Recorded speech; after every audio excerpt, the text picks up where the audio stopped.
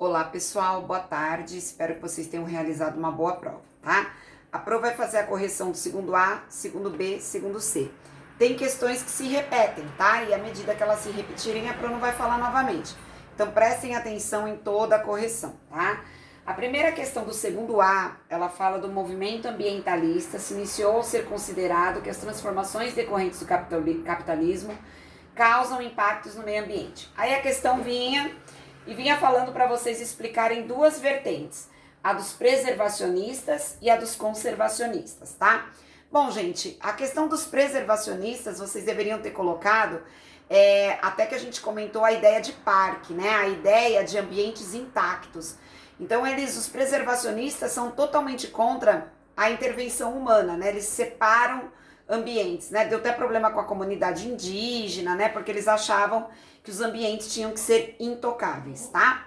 Os conservacionistas, né? Eles já pensam que acreditam na preservação do meio ambiente, né? Que ela deva existir, porém o homem pode interferir desde que esse manejo vise a proteção do território, né? Então eles já permitem a atuação desde que esse manejo seja respeitado aí na hora desse processo de extração, na hora do processo de organização, tá? Isso aí fica com vocês, como é que vocês responderam aí essa questão.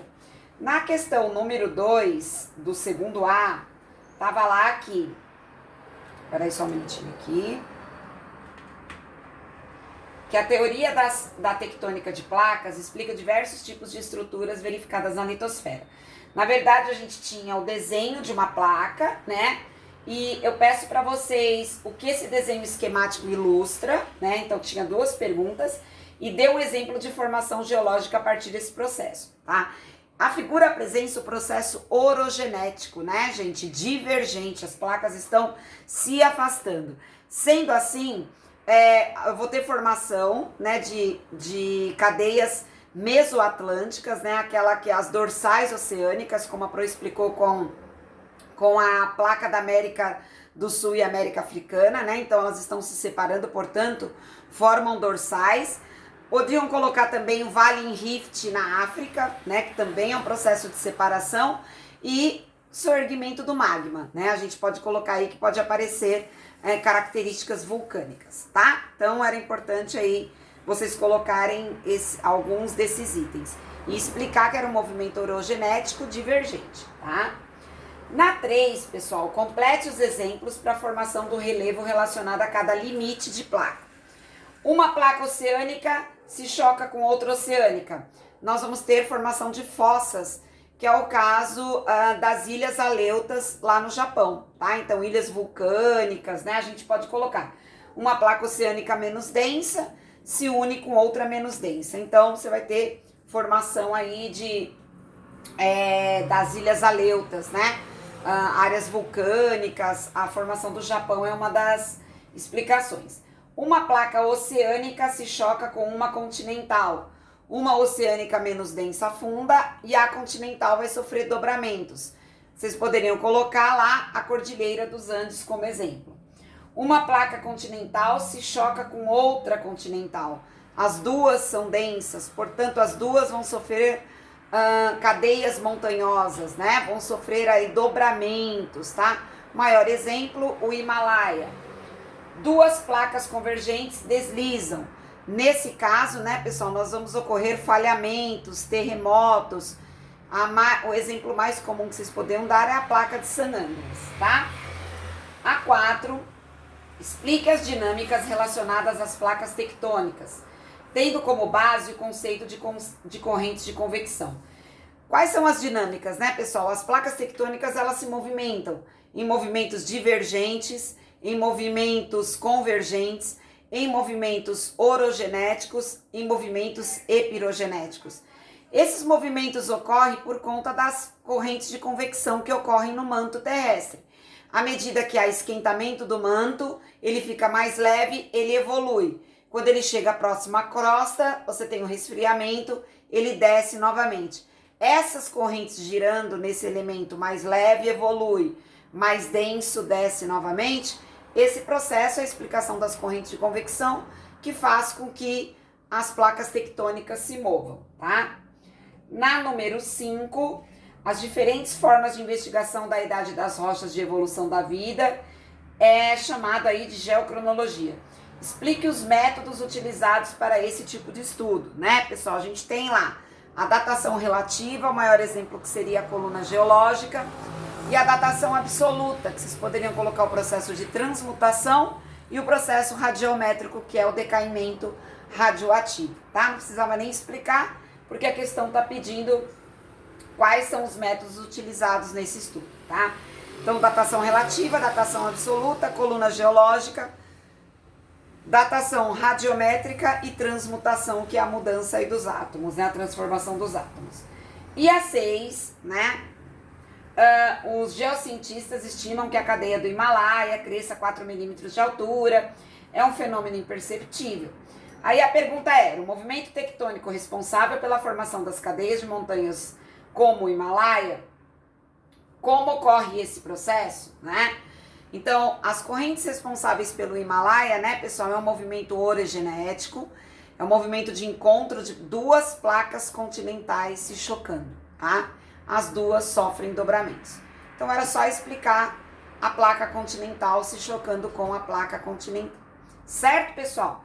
Então, esse era a explicação do segundo ano A. Agora, nós vamos para o segundo ano B, tá? A primeira pergunta era muito parecida com a do segundo A, porque ela fala das correntes, só que era para vocês explicarem a teoria de Gaia, que enxerga a Terra como um complexo natural, autorregulável, né, cujo equilíbrio estaria sendo afetado pela sociedade humana, e a ecologia profunda, né, que defende drástica diminuição das ações humanas sobre a Terra. Teoricamente, né, gente, a ecologia profunda ela é muito radical, né? Ela defende que há uma total separação entre homem e natureza. O homem não deveria interferir em nenhum momento na natureza, tá? A gente até comentou, né, pessoal, que esse tipo de corrente, ela não bate aí com o capital, né, com a Revolução Industrial, então ela foi altamente criticada, tá? A 2, pessoal, a gente vai ver aqui, só um minutinho. Bom, o segundo B, a segunda questão era muito parecida também com a do segundo A diferença era o desenho da placa. Aqui a gente tem o desenho de uma... tá escrito ali, né, gente, o Japão, né, então são as ilhas Aleutas ali.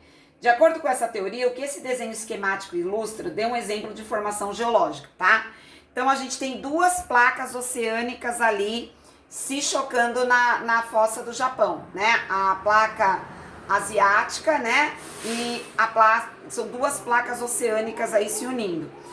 Forma uma fossa profunda e um arco de ilhas vulcânicas, que é o caso da fossa do Japão, certo? Então, enquanto a do segundo A, né, era uma divergente, essa é uma placa convergente, duas placas oceânicas que se fundem formando um arco de ilhas vulcânicas, tá? A questão número 3 é a mesma do segundo A, que vocês deveriam completar, já a Pro já explicou. A questão número 4 era das correntes de convecção, a Pro já explicou no segundo A. A 5 também são os métodos de datação, a Pro já explicou. Já a 6 tinha um texto, né, pessoal, que vai falar sobre um terremoto no Chile, aí explica a magnitude do terremoto, fala, né, que o tremor foi sentido em países vizinhos, né? Claro que muito baixo, a pergunta é essa. Quais placas estão envolvidas na questão comentada no texto? Gente, se é no Chile, a gente está falando da Cordilheira dos Andes. Placa sul-americana e placa de Nazca, tá? São as duas aí que estariam reunidas. Então, a placa sul-americana, que é uma placa continental, se choca com a placa de Nazca, que é uma placa oceânica, formando aí a Cordilheira dos Andes. Porque o Brasil não temos terremotos, né, e vulcanismos característicos da região, e porque o tremor aqui a gente sente menos. Porque o Brasil está no centro de uma placa, né, gente? O Brasil não está no limite de placa. Então a gente até sente, mas o tremor é muito baixo, né? Em casos, né, de um tremor, de um epicentro muito forte lá no Chile, nós sentiríamos porque fazemos fronteira com esses países, né? Agora, nós estamos no centro de uma placa tectônica, né? Dificilmente, né, não teremos terremoto dessa magnitude nesse território. Tudo bem, pessoal? Tá? Então, encerrada a correção do segundo B. Agora a gente vai para o segundo C.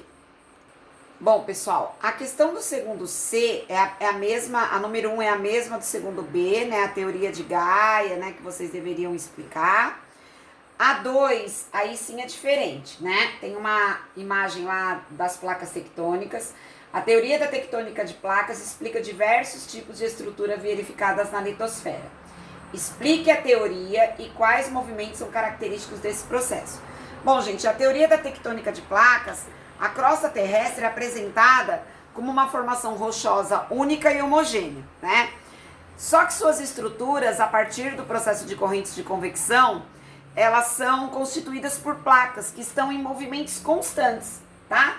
Então essa é a explicação aí para a teoria das placas, né? Então a gente vai falar aí que elas estão sempre em movimento, uma em relação à outra.